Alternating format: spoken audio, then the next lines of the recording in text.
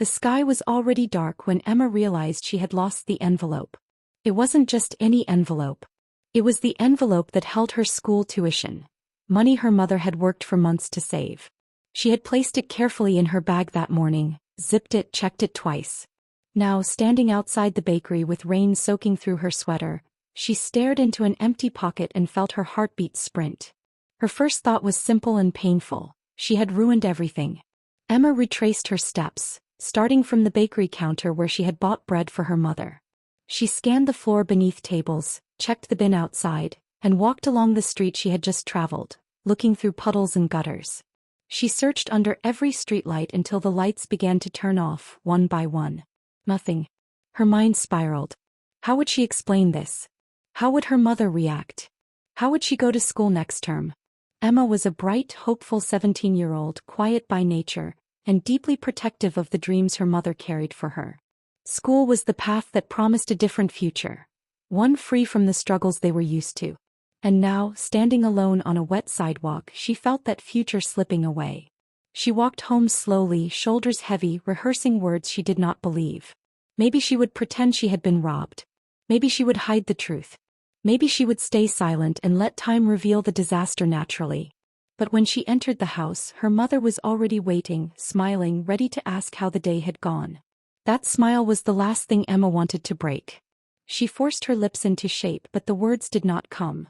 Instead, she rushed past and closed her bedroom door. Hours passed.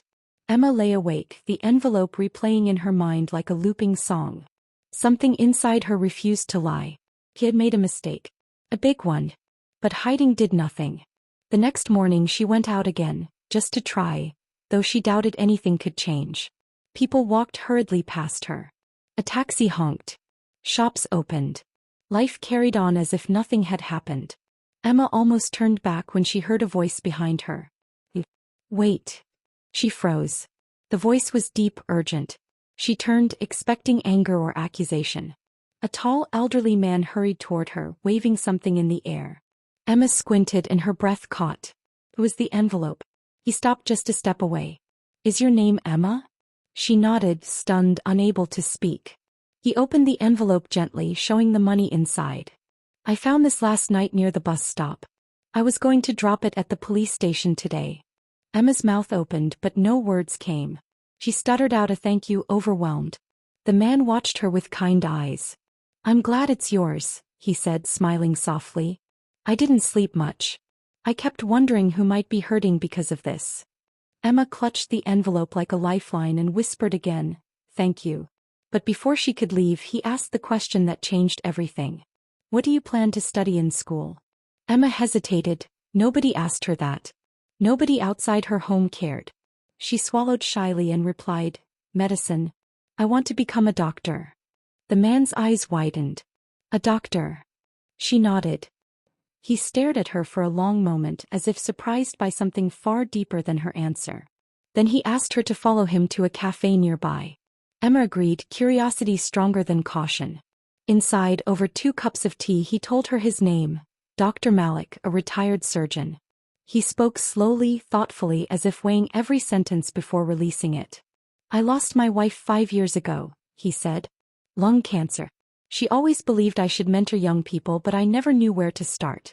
Last night, when I found that envelope, I felt like something was calling me. Emma listened quietly, unsure what to say. He continued, so tell me about your dreams. All of them. And for the first time, Emma spoke freely. She talked about her mother, about late nights studying under a dim light bulb, about wanting to build a clinic in her community one day. She talked about the fear of failing, the pressure, the hope. Dr. Malik listened as though each word mattered. When she finished, he leaned forward and said something she would never forget. I want to pay the rest of your school fees. Not just this term, every term. I want to mentor you, guide you.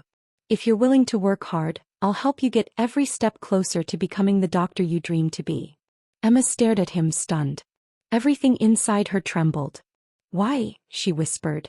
Because the world needs people like you, he replied. Emma's eyes filled with tears.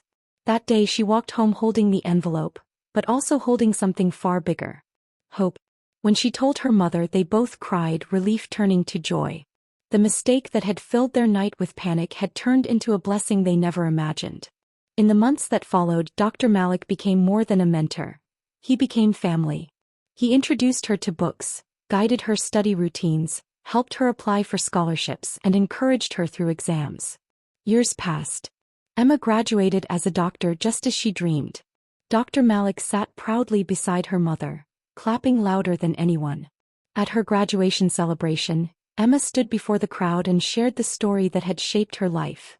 The mistake that had once felt like the end of everything. She spoke about lost money, lost hope, lost sleep. Then she spoke about finding more than she had ever expected.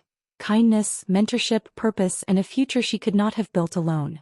The audience listened, moved, silent. Emma ended with a gentle smile, looking at Dr. Malik. "Sometimes the worst things that happen to us," she said, "are simply doors waiting to open. And sometimes a mistake is just a blessing wearing the wrong clothes." Applause filled the room. But the story didn't end there. Emma went on to build the clinic she once told Dr. Malik about. She named it Hope Bridge Medical Center, after the bridge her mistake helped her cross. And every year, Emma told new students the same truth she had learned. The mistake that frightens you today may become the blessing that shapes your future. You just don't know it yet.